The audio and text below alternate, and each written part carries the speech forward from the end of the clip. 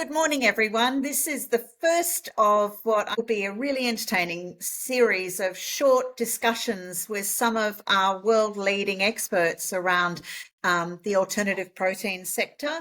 And this morning, I am introducing you to the amazing Dr. Simon Eassom, who is the head of an organisation called Food Frontier. You and your office have been absolutely inspirational in helping the work we're trying to do in WA to both promote to the industry, to government and to consumers. So let me start by asking you if you could please explain to us a bit about yourself, but also about the work of Food Frontier. Yeah, okay, so I'll start with Food Frontier. We're an independent think tank. We provide thought leadership, to a certain extent, advocacy, but particularly insights from data and research around the possibility of alternative sources of protein to help feed a growing population on the planet, but also to help mitigate against some of the issues from our existing industrial food practices, particularly around the trying to prevent zoonotic disease, trying to prevent antibiotic resistance in animals passing into humans, looking at the impact of animal agriculture on climate change, looking at food security, food poverty. And we're doing all that through the lens of what alternative proteins can offer in terms of mitigating some of those issues, but also driving forward a healthier, sustainable food production transformation. My role as CEO, I've come from a very mixed background, as half of my career as an academic at university teaching ethics and teaching philosophy, and coming very much from a perspective of environmental ethics, business ethics, animal ethics, and so on. But also from a corporate background, working with IBM for a significant amount of time around futuristic thinking and the use of technology and so on to transform the process management and development. So putting the blend of the public sector and the corporate into this particular role. I remember when we were driving you back to the airport recently, Simon, you were talking to me from your academic experience about humanity and our trajectory around nutrition and food. And I often hear that humans are meant to eat meat. And you said something quite startling to me that I'd never heard. Would you summarize what you said to me? I don't think we can find answers for looking for what we call naturalistic explanations. In other words, we're in a position of what we call the fact-value controversy. No matter what facts we try to marshal, they don't necessarily inform a value judgment about what we should or shouldn't do. I don't think the answers come from saying, oh, well, for 300,000 years of our development of humans, we ate this, and therefore that's what we always ought to eat. But what we do confuse is some of that sort of mythical conceptions of our past and our ancestry. And for the majority of time of civilization and the development of civilization and the migration of peoples around the planet, we have been predominantly plant eaters. But two things are really important here. One is the fact that we have choice. We can actually control what we eat and what we don't eat. As long as we understand the nutritional requirements, we can manufacture ourselves the best possible diet. And that's not just for our individual health, but also sustainability of the environment in which we're growing that food or capturing that food or managing that food. So we have that choice. And then the second thing is that all protein comes from plants. It's all originally sourced through plants. What we do with animal agriculture, of course, is use an animal as a midway point to digest things that we could not digest and turn that plant proteins into, in this case, meat proteins that we can then consume, or dairy proteins that we can consume. So we've chosen them as an efficient means of providing us with our protein, and we farm them accordingly as we develop in civilization. That one fact of the matter is that all protein comes from plants in its original source. And now we have an opportunity to investigate that further and create a sustainable future of protein supply for the growing demands of people and the growing population of this planet by going back to that root, no pun intended, of looking at what plants can offer us, especially with alternative proteins coming from diversification of that protein ingredients from different sources that we've neglected for. I have a question to follow up specifically about plant-based, Simon.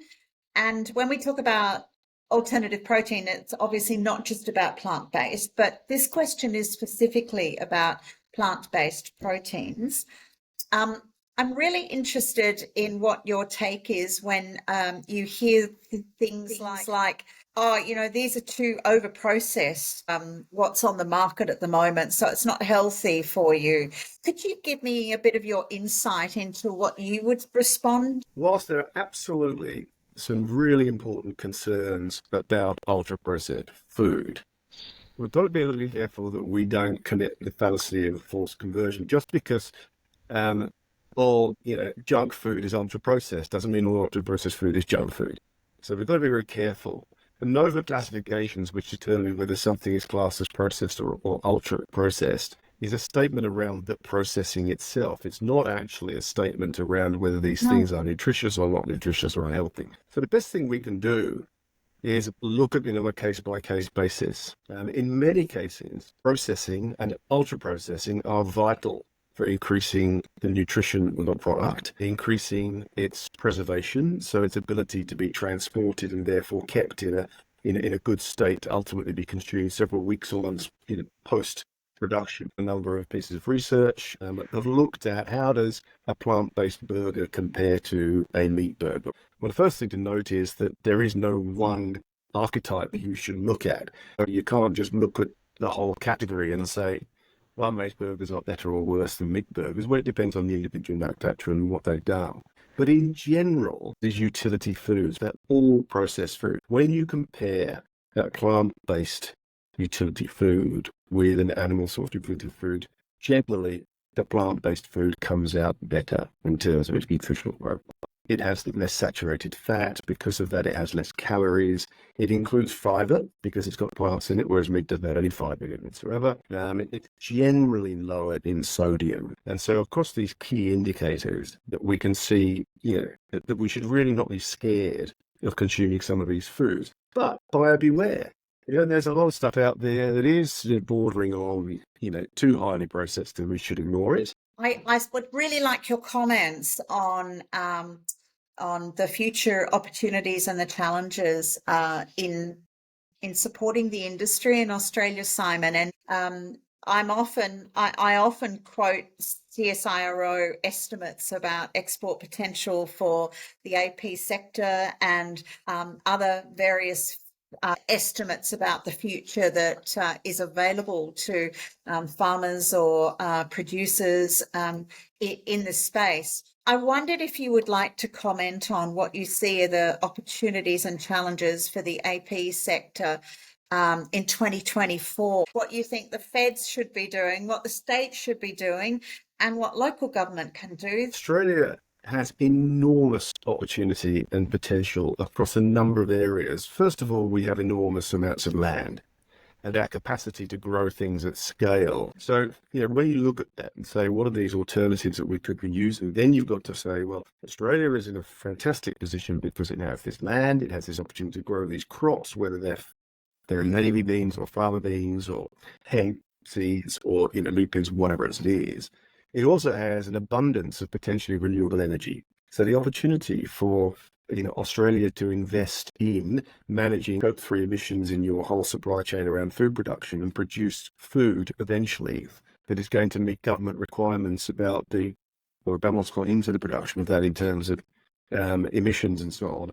Tremendous potential for Australia to be world leaders. When you combine that with our R&D capability and our scientific capability, which is world leading in many areas, we do have an opportunity for Australia to take a lead role in the global production of alternative proteins. In the area of alternative proteins that we're really just beginning to see emerging is in what we call precision fermentation. So the ability to use effectively brewing technology, but to isolate specific ingredients and to put them in a medium with something that we know replicates itself, whether that's a yeast or algae or bacteria or whatever, that can actually grow quantity of that isolated ingredient, is part of the future of protein supply in the world. Because in principle and theory, and now proven in practice, you can create an infinite quantity of whey proteins, casein proteins, other forms of plant proteins, fats, so on, oils, by literally creating them from individual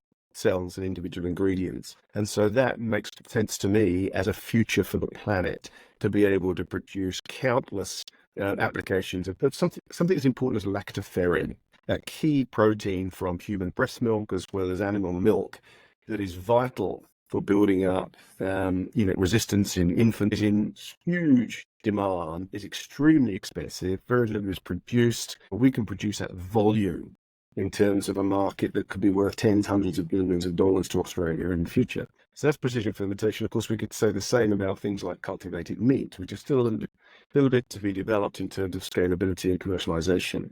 Well, Australia has all of the necessary bits to lead on this, but coming back to your point about what government, a lot of these things cannot be advanced or won't be advanced by relying on individual manufacturers to take all the risk, to try to finance it all themselves with large-scale infrastructure that they might need in order to enable the success of their particular company or that particular industry. And we see that with things like precision fermentation, but we also see that with the diversity of ingredients. Governments need to incentivize by providing input into building large-scale facilities. We're seeing Canada do this and getting leaps and bounds ahead of Australia in terms of investment into building these facilities that others can then use as co-manufacturing facilities or providing that diversity of ingredients. The same with precision fermentation. We've got some very good examples of one company in Australia called Firm, who are developing co-manufacturing facilities for testing up to the scalability level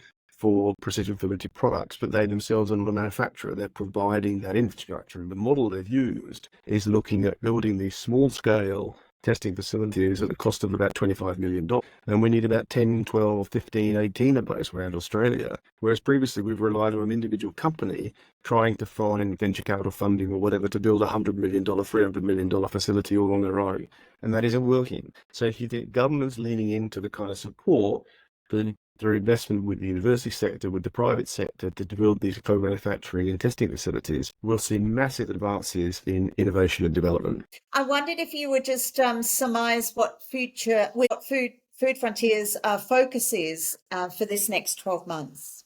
We're just about to publish our State of Industry report for 2023. Yep. We produced one in 2019 and a bigger one in 2020. So I think the industry government is crying out for detailed economic analysis of what the reality is of the last 3 years and where we currently are in terms of consumer demand, growth in the sector, jobs, employability, economic opportunity. We're obviously focused on that because a particular part of that is what we call the path forward. What is that, what we call the path forward? How do we then accelerate this? Because what we do see is that, I'll give you an example of plant-based meat. With plant-based meat, it's very much been put to the consumer to make a conscious choice about whether I choose to buy this or consume this. And they will do so according to their own ethical position around what foods they eat, around their environmental condition, or around health, and wanting to make healthy nutrition. What we think the path forward is, ultimately, is where we see a lot of these alternative protein products normalized into our everyday food choices. In other words, I'm just going to buy food or eat food that I choose because it tastes good, it's nutritious, it's healthy. If it does good for the planet, fantastic. If the animals are harmed in a creation, well, if that matters to me, then great as well. But we see it normalised. Trying to do this year is take that step forward. The conference is very much going to focus on a number of themes. It's going to focus on obviously sustainability and health, but it's also going to focus on, food service, institutional food service, in the way that is driving consumer interest in a lot of these products. But it's also going to focus on potentially, government interventions. We're looking around the world at what different governments, some of them progressive, some of them otherwise, are doing to have both the incentives but also the regulations required to advance this industry. So the conference is going to be really exciting. It's going to be a lot more forward-looking and a lot more provocative in terms of some of the potential. So we're hoping it's going to be bigger and better than what you enjoyed last year. Thank you, Dr. Simon Eassom. You run an amazing organisation in Food Frontier, and I really look forward to continuing my friendship with you and my association with your incredible work in this space. And thank you for your time today. Really appreciate you being number one on this little range of podcast. See you soon, Simon. Thank you, Lisa, and so much thanks to you and what you're doing.